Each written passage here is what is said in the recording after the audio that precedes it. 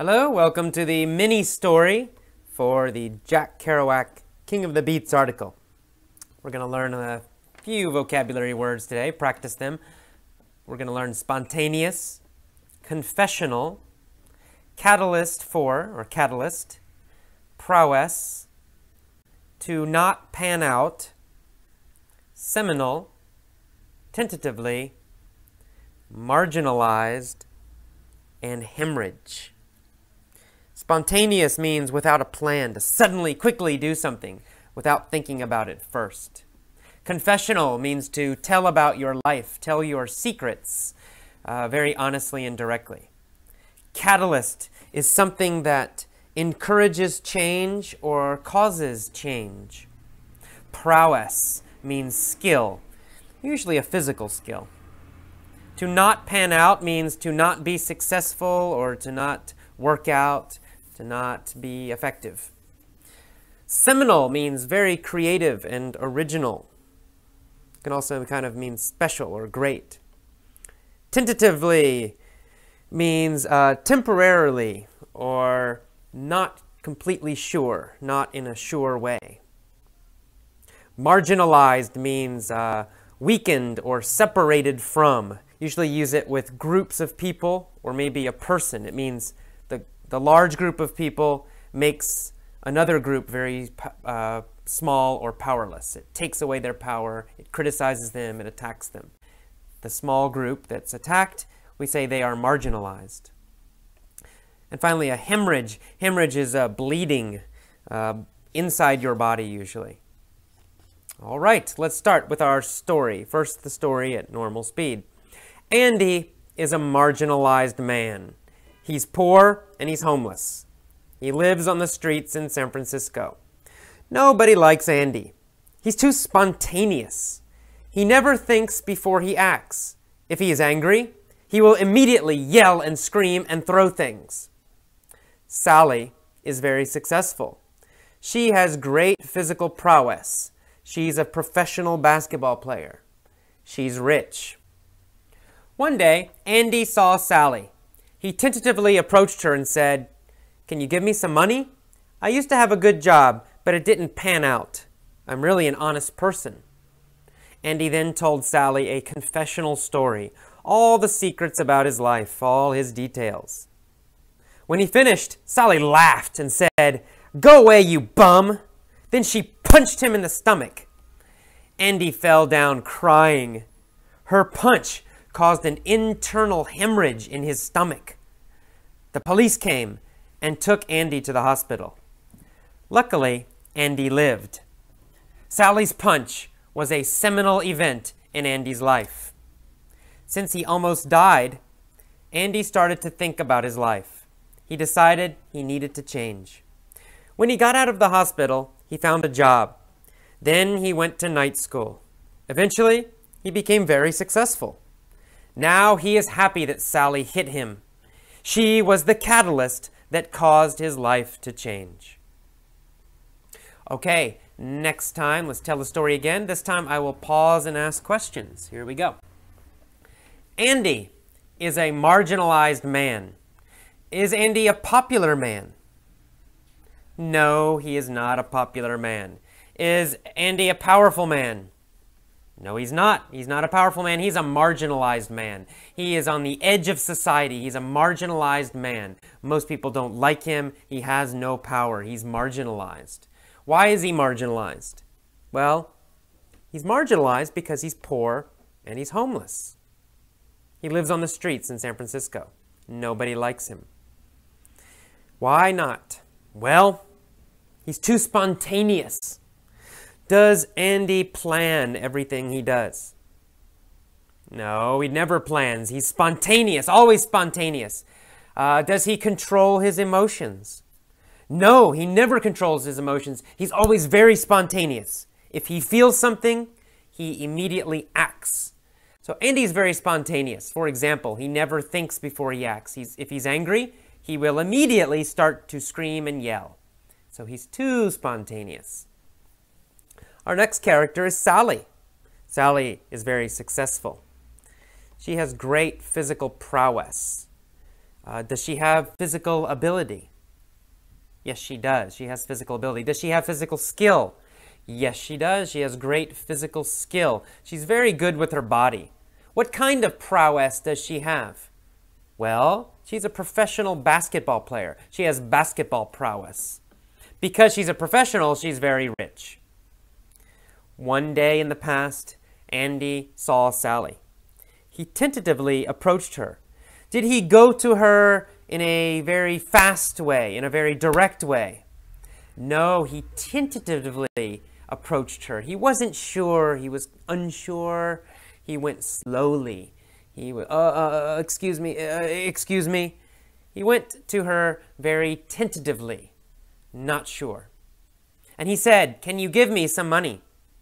I used to have a good job, but it didn't pan out." So in the past, Andy had a job. Was his job successful? No, he was not successful at his job. It didn't pan out. Did he stay at his job? No, he didn't stay at his job. It didn't pan out. His job didn't pan out, so he left the job. He quit the job, or was probably fired, right? Maybe he was fired because he was too spontaneous. So, the job did not pan out. It wasn't successful. Then after he tells her this, he says, "I'm really an honest person." And then he tells her a long confessional story. Does he tell her a science fiction story? No, he tells her a confessional story. A story about his own life. A story about secrets in his life. He tells her a confessional story. After this confessional story, does Sally feel sorry for him? Does she want to help him? No. Even after this long confessional story, Sally is very mean. She says, "Go away, you bum. Go away, you jerk. Go away, you loser." Then she hits him in the stomach. And Andy falls down and he's crying. Why does he cry? Well, because he's hurt a lot. He has a hemorrhage in his stomach. His stomach is bleeding. Is his stomach just a little bit hurt?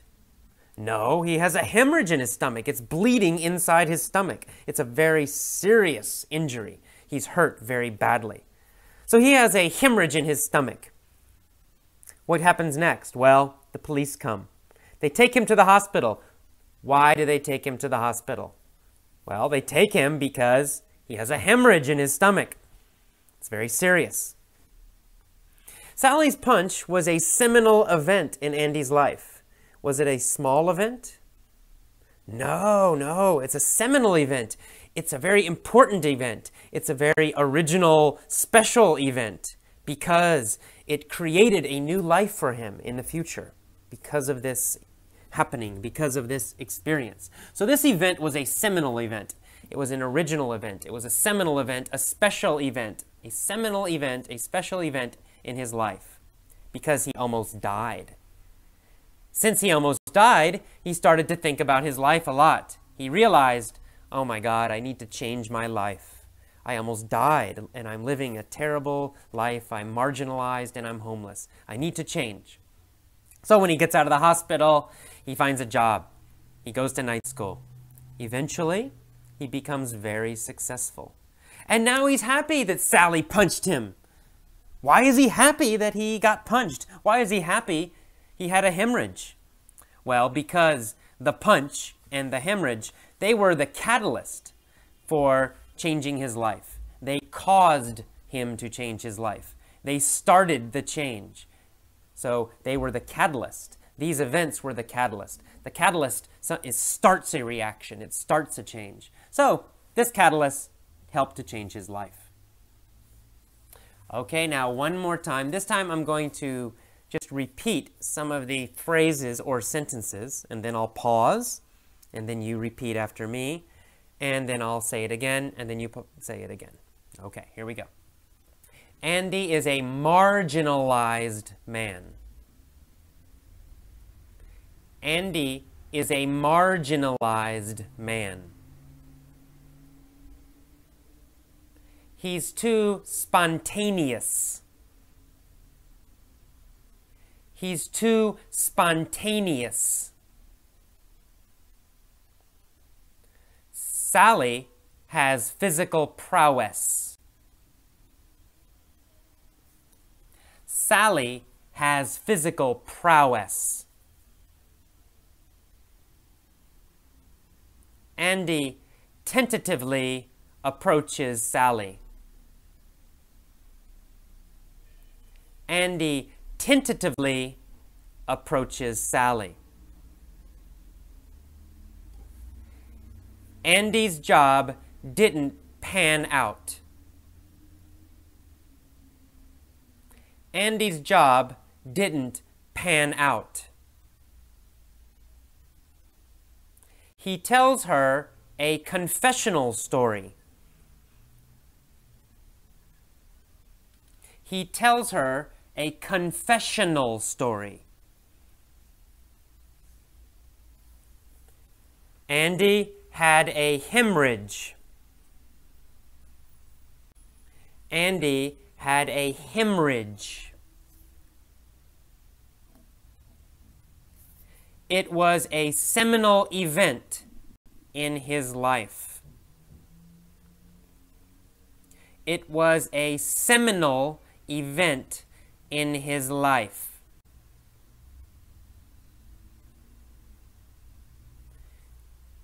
The punch was the catalyst for change. The punch was the catalyst for change. Okay, now one more time, I'm going to repeat only the new vocabulary words. So please repeat the vocabulary words after me. Copy my pronunciation. Okay, here we go. Marginalized.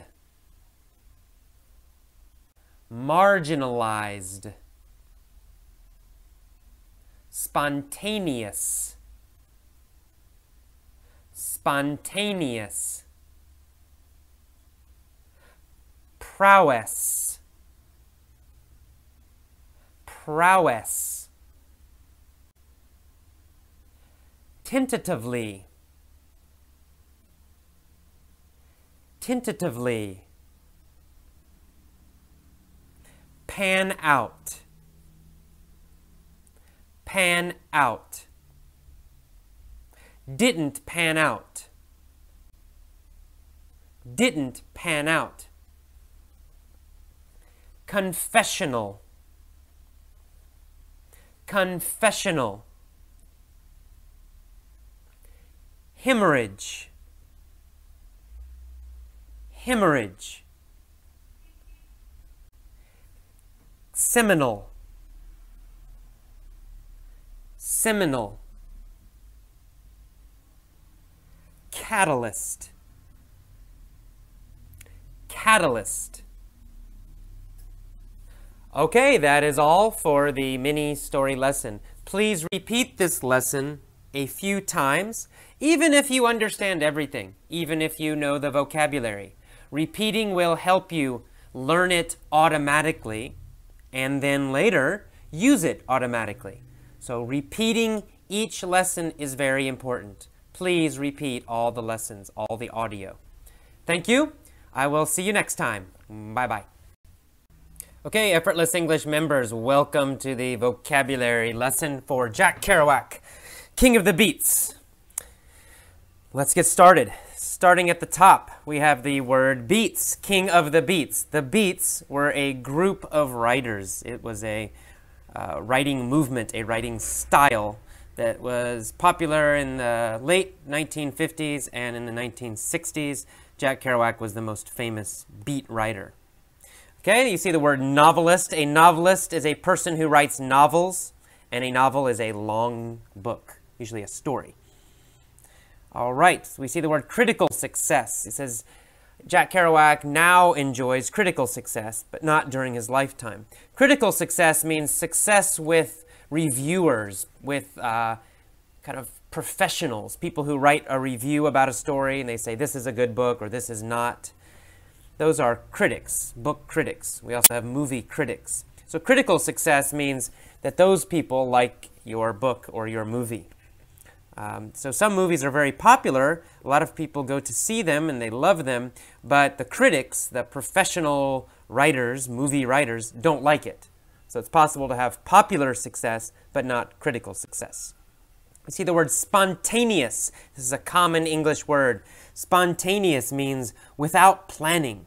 You don't think about doing something before you do it. You just do it. So if you're hungry, you just grab something to eat very quickly. You don't think about what you want to eat. If you're angry, you just, you start yelling. You don't think about what you're going to do. You don't stop yourself from yelling. You do exactly what you feel right now at this moment. We also see the word confessional in that same sentence, that Kerouac had a confessional style. Confessional means very open and honest about your life. So confessional means you're telling your secrets. You're telling secrets about your life. So his style, he wrote about his own life and he told all the secrets about how he felt and what he did. That's a confessional style. Okay, we see the verb to roam. Kerouac roamed around America. He roamed America for a long time. To roam is to travel. It has the idea of not having a plan. If you roam, you go from one place to another, but you have no real plan. You just wander around. You just travel around without planning. That's roam or roaming. Okay, we see the word catalyst, a catalyst for. Kerouac's writing was a catalyst for the 1960s counterculture. Catalyst means something that starts a reaction, or something that begins an action, or something that encourages an action. So Kerouac's writing influenced many people. It encouraged people to change their way of life. Kerouac's writing challenged the normal American lifestyle. So he helped to start the 1960s counterculture. Counterculture means, counter means against. So counterculture is a new culture that is going against the old culture. All right, we see the word prowess in here. It talks about that Kerouac had athletic prowess. Athletic means related to sports, about sports. So he was a good athlete. He could play sports. And prowess means skill or ability. So he had athletic prowess, he had athletic skill, he had sports skill. All right, we see the word scholarship. A lot of you know the word scholarship. A scholarship is free money to go to school. Usually the government gives you money to go to university or college. That money, we call it a scholarship. Sometimes a company will give a scholarship. All right, and at the end of the first page, you will see the phrasal verb, the two-word verb, pan out, to pan out. It says not pan out. His scholarship did not pan out. We usually use pan out in a negative sentence. I don't know why, but we usually say not pan out. And to not pan out means it doesn't work. It doesn't happen. It's not successful. So you try something, but then you fail. In this case, he tried playing football in university, but he failed. He dropped out. He quit the team. So it did not pan out. His football career did not pan out. It was not successful. It didn't happen. All right, in the next page, the second page, we see the word seminal. It says his seminal work was On the Road. Seminal means very original. It's an adjective. Very original, very creative, very new. Sometimes it even has a feeling of being the best at something very new and creative and great. So On the Road was his seminal book. It was his first really different book. It was his first really popular and original and creative book, On the Road. And it's a great book. Try reading it. It's a very interesting book. All right. You see the verb established in the next paragraph, that his first book, The Town and the City, was before he established his style. So to establish something is to create it, or to prove it, or to make it permanent. So in the beginning, he didn't have a unique style, a special style. His first book was kind of normal. But then after that, he created a beat style. And beat is the name for this kind of writing. Beat means very free, very open, very honest kind of writing, a very spontaneous kind of writing, not planned. All right. And Kerouac was influenced by a man named Thomas Wolfe, a writer named Thomas Wolfe, another American writer. So Thomas Wolfe affected Kerouac. All right. In the next paragraph, we see the words drafts and tentatively. He says, building on, adding to his previous drafts, tentatively titled The Beat Generation and Gone on the Road. A draft is a book, something you write, a book, a report, a paper, but it's not finished yet. So maybe you write it the first time, but it has many mistakes. That's called a draft. And maybe you might have 1 or 2 or 3 drafts. You write it again and again and again until it's perfect, until it's ready. That's a draft. Tentatively means not sure or temporary or, possibly. So the tentatively titled, tentatively named, it means this famous book, On the Road, in the beginning he didn't know what the name would be. So he had just a temporary title. The first temporary title was called The Beat Generation. The second temporary title was called Gone on the Road. But the final title, the permanent title, is On the Road. All right, very nice. Next you see the word marginalized social groups in the next paragraph. That his book On the Road was rejected. Most companies did not want to publish his book because it was sympathetic, it was kind, it was nice, it was positive about marginalized social groups in the United States. Marginalized means a group that has no power. So, for example, in the 1950s, black people in America had no power. They were treated very badly. They were a marginalized group. It means the rest of society makes them weak. So Kerouac was sympathetic. He was kind towards black people, towards people who were poor, people who were homeless. All these people, he was very kind. He wrote very kind things about them. And that was not good in the 1950s in America because America was conservative then. So these are marginalized groups, weak groups in society. All right, and then so Viking Press, the company that did publish the book, they demanded, they requested, they said you must make major revisions. A revision is a change, and it's usually a change to a movie or a change to a book. We call that a revision. All right, next you see the word explicit in the next paragraph, that the book was deemed, was thought to be, was considered too explicit for 1957 readers. Explicit means very direct and powerful and sometimes obscene. In other words, kind of rude, or talking about, for example, sex or using drugs or very poor people. And doing it very directly. We call that explicit. It's an adjective. So his book, On the Road, is quite explicit for 1957 especially. All right, in the next paragraph you see the word autobiographical. Autobiographical is an adjective. The noun is autobiography. But autobiographical means about your own life. So his book, On the Road, was autobiographical. It was about his life. Okay, and then he said he made a road trip.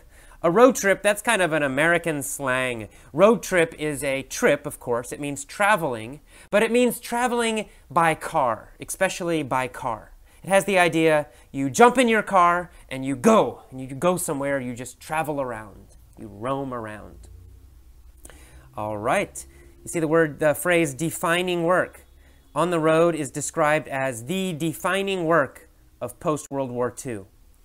defining work or defining book or a defining piece of art. A defining something means very important or the most important. It means it describes this time period. If it's the defining work of post-World War II, after World War II, it means it's the most important book written after that time period. Okay, we see the phrase immersion into, Kerouac's immersion into Buddhism. It means he started to study Buddhism a lot, very powerfully, very intensely. Immersion means to go under, but so in this case it means to go deeply into Buddhism. All right. Finally, on the next page, the last page, we see the word hemorrhage. A hemorrhage, internal hemorrhage, those two words go together. Internal means inside. Hemorrhage means bleeding. It means your blood is coming out of your body, but not coming out on your skin, not on the outside of your body. A hemorrhage is inside your body. It means you're bleeding inside your body. That's how he died. He started bleeding inside his body. And this bleeding, it was caused by cirrhosis of the liver. Cirrhosis of the liver means dying of the liver, or death of the liver, or a disease of the liver. Cirrhosis means your liver is sick, your liver is weak, your liver is bad. And cirrhosis is usually caused by drinking alcohol, a lot of drinking, or sometimes it's caused by other diseases. But drinking is a common cause of cirrhosis. So he died from cirrhosis of the liver. Okay, as always, please repeat this vocabulary lesson a few times. I go very quickly in this vocabulary discussion, so probably you need to repeat this discussion several times so that you really remember the new vocabulary. And then, of course, listen to the mini story lesson. That will help you practice some of the more key words and really learn how to use them. Jack Kerouac, King of the Beats. Jack Kerouac was an American novelist, writer, poet, and artist. While enjoying popularity but little critical success during his own lifetime, Kerouac is now considered one of America's most important authors. His spontaneous, confessional prose style inspired many other writers, including Tom Robbins, Lester Bangs, Hunter S. Thompson, and Bob Dylan. Kerouac's best-known works are On the Road, The Dharma Bums, Big Sur, and Visions of Cody. He divided most of his adult life between roaming the vast American landscape and living with his mother. Faced with the changing country, Kerouac sought to find his place, eventually rejecting the conservative values of the 1950s. His writing often reflects a desire to break free from society's structures and to find meaning in life. This search led him to experiment with drugs and to embark on trips around the world. His books are often credited as the catalyst for the 1960s counterculture.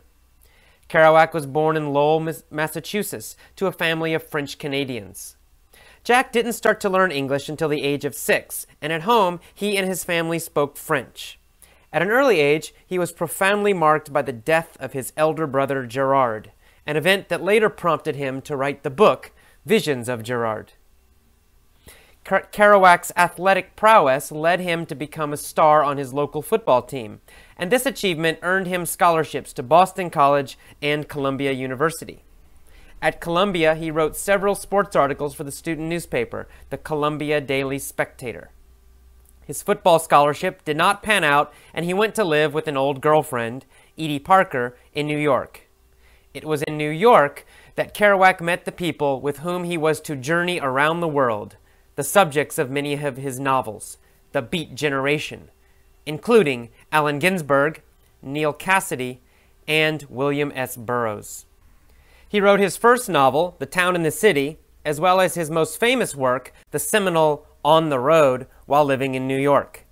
The Town and the City was published in 1950 under the name John Kerouac and earned him some respect as a writer. Unlike Kerouac's later work, which established his beat style, it is heavily influenced by Kerouac's reading of Thomas Wolfe.